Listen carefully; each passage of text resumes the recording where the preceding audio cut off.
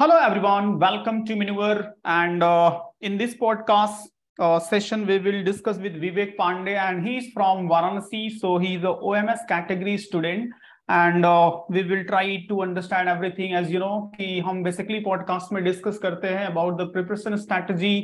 क्या preparation strategy था, कैसे इन्होंने exams को appear किया, and which was the difficult section, easy section, as well as what is the suggestion according to these toppers. So toppers से basically talk करने का यही main purpose होता है कि उनकी strategy को understand करें. So first of all, congratulations Vivek for your success and for this result. Thank you, sir. Okay, so थोड़ा सा just try to give the brief about your educational background and about your family, everything. It means your academic. Sir, I am from UP in Varanasi, and my 10th and 12th is from Happy Model School, Pahadia, Varanasi, and I am currently graduation in BA Sociology from BHU. And why you choose your career as a law? Sir जब मैंने constitution पहली बार जब पढ़ा था sir, जब हम लोग शायद 9th या 10th में थे. ओके. तो सर हमने पहली बार पढ़ा था कॉन्स्टिट्यूशन, तभी से मुझे मतलब कॉन्स्टिट्यूशन बहुत अच्छा लगता है सर पढ़ने में, क्योंकि आप उससे 9th एंड 10th में आपने कॉन्स्टिट्यूशन कैसे पढ़ लिया? आपने सिविक्स पढ़ा होगा या फिर? Yes sir. सर हमने उसे रिलेट करके सर जो आर्टिकल सर होते थे, तो टीचर हमें बोलते थे कि आप एक बार इनसे भी गाइडेंस लेते रहिए. करेक्ट. आई थिंक मैं भी जब भी 9th स्टैंडर्ड में था, तो I am also from Varanasi. So वहां पे जो हमारे टीचर्स थे, उन्होंने एक ड्रामा किया था, court room drama. Yes sir. तो वो court room drama it's like कि एक कोई गांव का फार्मर रहता है, उसके जो नेबर होता है, वो जो खेत में होती है ना, बाउंड्री मेड जिसको बोलते हैं, तो उसको डिस्प्यूट लेके उनके बिटवीन थोड़ा सा डिस्प्यूट और वायलेंस हो जाता है, जिसमें सर फट जाता है. फिर what are the process after that? It mean जाके मेडिकल बनवाना है, फिर एफआईआर करना है, फिर एफआईआर के बाद जो नेक्स्ट स्टेप होता है कोर्ट में. तो वो पूरा ड्रामा भी हमने भी प्रैक्टिस किया था. It was very interesting. So I hope कि शायद ऐसा ही कुछ था आपने जो. Yes sir. Okay. So basically 9th standard में कॉन्स्टिट्यूशन एंड इट्स रिलेटेड आपने जो फैक्ट पढ़े, उससे आपका इंटरेस्ट हुआ. Yes sir. So basically which college you are targeting? Sir ILS and GLC सर. Why not BHU? Because you are from BHU. Sir BHU sir placement के लिए मुझे लगता है कि सर थोड़ा प्रॉब्लम होती है यहाँ पे, क्योंकि यहाँ पे जो जुडिशरी करते हैं सर, वो ज्यादा यहाँ पे. जुडिशरी सर्विस के लिए BHU इज ओके, मतलब ऐसा आपका बोलना है. So okay. तो ये भी इंफॉर्मेशन काफी इंपॉर्टेंट है जो इस पॉडकास्ट को देख रहे हैं स्टूडेंट, कि जुडिशरी सर्विस के लिए, और जो भी नॉर्थ इंडिया से बिलोंग करते हैं, तो BHU is a very great place for the law के लिए. By the way BHU is a famous and important बोल सकते हो, और काफी बेटर प्लेस है कि एजुकेशनल इन्वायरमेंट है सारे एजुकेशन के लिए. IIT के लिए BHU का जो IIT एंड मेडिकल तो काफी पूरे इंडिया में फेमस. Yes sir. वहाँ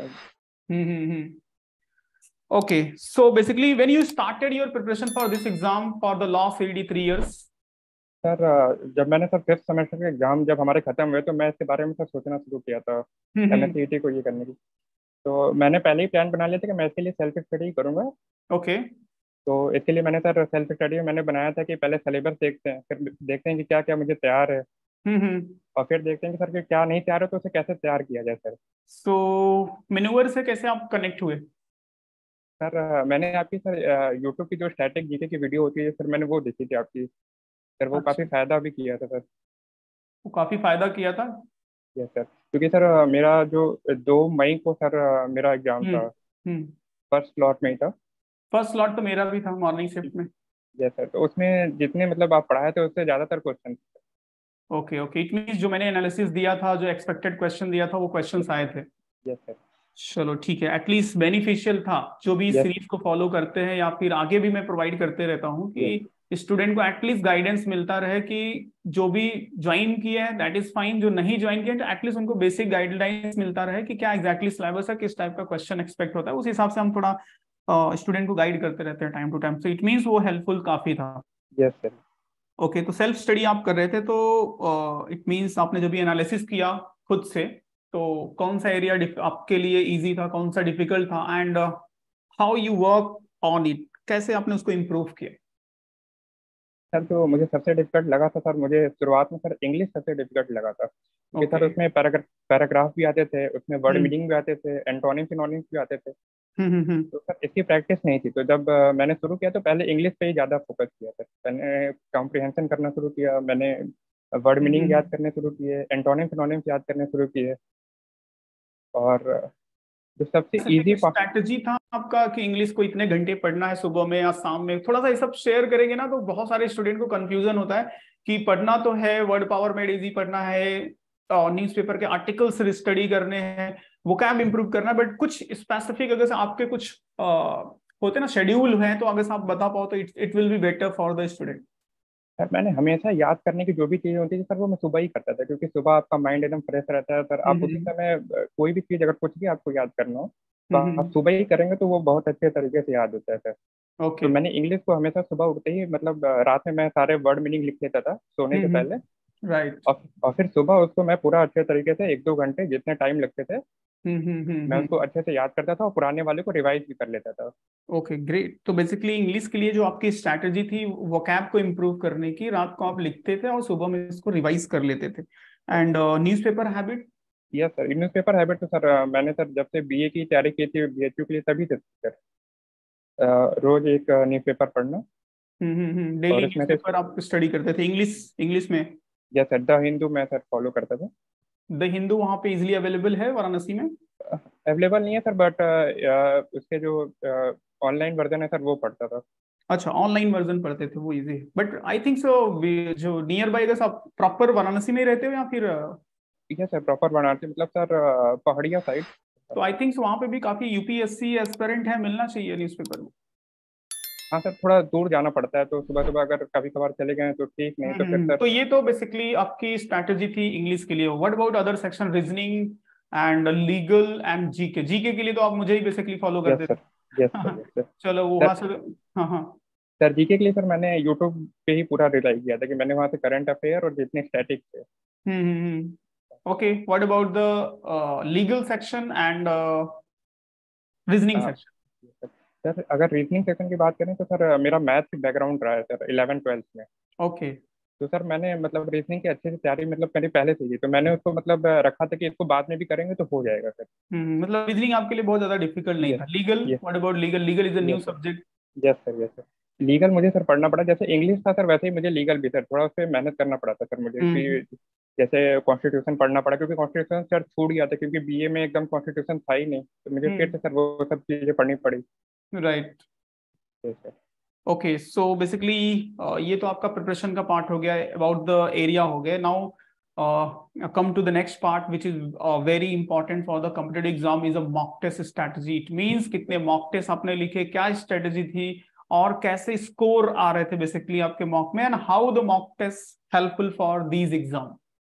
सर मॉक टेस्ट सर किसी भी एग्जाम के लिए सर हेल्पफुल है, क्योंकि आपको राइट। जब एग्जाम देते हैं तो उससे पहले आपको पता चल जाता है कि सर मेरा क्या गलत हो रहे हैं, क्या सही हो हम्म रहे हैं। जरूरी नहीं कि जो चीज़ आप पढ़े हो वो ही आ जाए सर, आपको कभी कभी ऑप्शन से भी निगेट करना होता है, आपको कभी कभी जो ऑप्शन है उसको एलिमिनेट करके मोस्ट अप्रोप्रिएट ऑप्शन पे जाना होता है। Correct correct. तो सर इसके लिए मॉक बहुत जरूरी होता है। तो सर जब राइट। मैंने मॉक लगाया तो मेरी पहली स्ट्रेटजी यही रहती थी कि मैं इंग्लिश से शुरू करता था, हम्म और फिर सर स्टैटिक करता था, क्योंकि स्टैटिक उस समय याद रहता था मुझे, तो मैं सोचता था कि पहले स्टैटिक कर लूँ जो याद है मुझे। हम्म। और लॉजिकल सर मैं हो जाते थे सर बहुत जल्दी, और फिर आखिर में मैं लीगल करता था सर। ओके, लास्ट में आपने लीगल रखते थे? यस। हाँ, देखो बहुत सारे स्टूडेंट ये मिस्टेक करते हैं कि पहले लीगल ले लेते हैं या फिर पहले डिफिकल्ट क्वेश्चन सॉल्व करने रहते हैं। एज पर माई सजेशन कि पहले ट्राई करना चाहिए इजी एरिया को, जो इजी क्वेश्चन है ट्राई करो कि with in the first hour, जो आपका 2 घंटे का पेपर होता है, with in the first hour try करो कि सारे सेक्शन के जितने इजी क्वेश्चन है सबको कवर कर सर लो। सर। यस। उसके बाद डिफिकल्ट पे फोकस करो, जितना हो जाएगा ठीक है, नहीं हुआ तो वैसे भी आपसे नहीं होना था। ठीक है। राइट। स्पेशली पजल्स में से बहुत मिस्टेक होते हैं स्टूडेंट से, कि यस। वो क्या करते हैं कि स्टार्टिंग में अगर रीजनिंग स्टार्ट कर लिया या फिर ऐसा डिफिकल्ट क्वेश्चन लेके फंस जाते हैं, और क्या होता है कि उनका जो एक मेजर और फ्रेश माइंड का टाइम होता है उन्हीं सारे क्रिटिकल क्वेश्चन में चले जाता है, और आफ्टर 1 आवर्स वो एकदम प्रेशर में आ जाते हैं, और जब प्रेशर में कोई होता है तो माइंड वर्क सर। करता नहीं, तो मतलब जो इजी भी होता है वो भी चला जाता है। तो एज पर माई सजेशन, जो एस्पिरेंट इस पॉडकास्ट को देख रहे हैं, कि मेरे पॉइंट ऑफ व्यू से पहले ट्राई करो फर्स्ट आवर में जितने इजी क्वेश्चन हो सके पहले ट्राई कर लो उनको अटेम्प्ट करने का। ओके, सो आपका बेसिकली एग्जाम कभी था? 2 मई को फर्स्ट शिफ्ट में? Yes sir, first slot first. हाँ, फर्स्ट स्लॉट फर्स्ट शिफ्ट। सो वहीं पे वाराणसी में ही था या फिर किसी और सिटी में था? नहीं नहीं सर, मेरा लखनऊ सेंटर गया था।